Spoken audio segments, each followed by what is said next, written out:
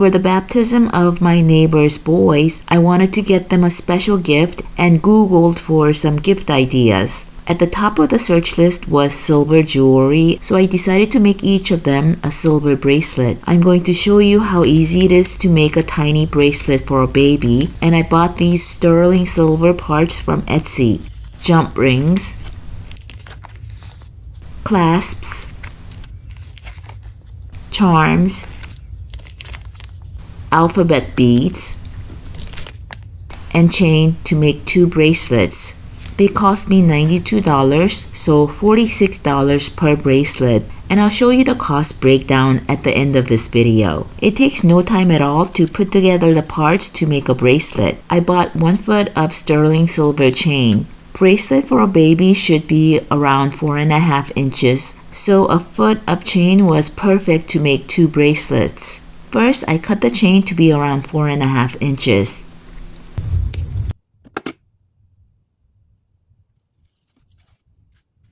Next, I'm going to attach the clasp.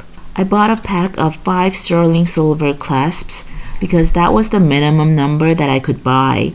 But I'm sure I can use the rest to make some other jewelry. The clasp already came with an open jump ring, and I'm opening up the jump ring using tiny pliers. Sorry the video is out of focus here. Now I can link the chain to it and then close the ring. You need to make sure that the ring gets closed with little to no gap so that the chain can't slip back out. Now I'm threading the chain through the sterling silver alphabet beads to spell out the baby's name. I bought 10 beads because each boy had 5 letters to his name.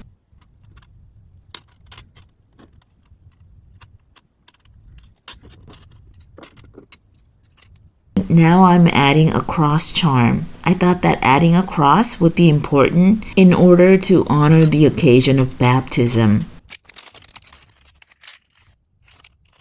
Now I'm going to show you how to complete the other end of the bracelet by attaching a closed jump ring to the chain using an open jump ring. I'm opening up the ring. I got a 3mm 19 gauge open jump ring and it was too small to manipulate easily, so I would recommend that you get at least a 4mm 19 gauge open jump ring for this purpose. Again, it's important to make sure that the ring is closed completely with very little to no gap so that the chain or the closed jump ring doesn't slip out. I must say this looks pretty good to me.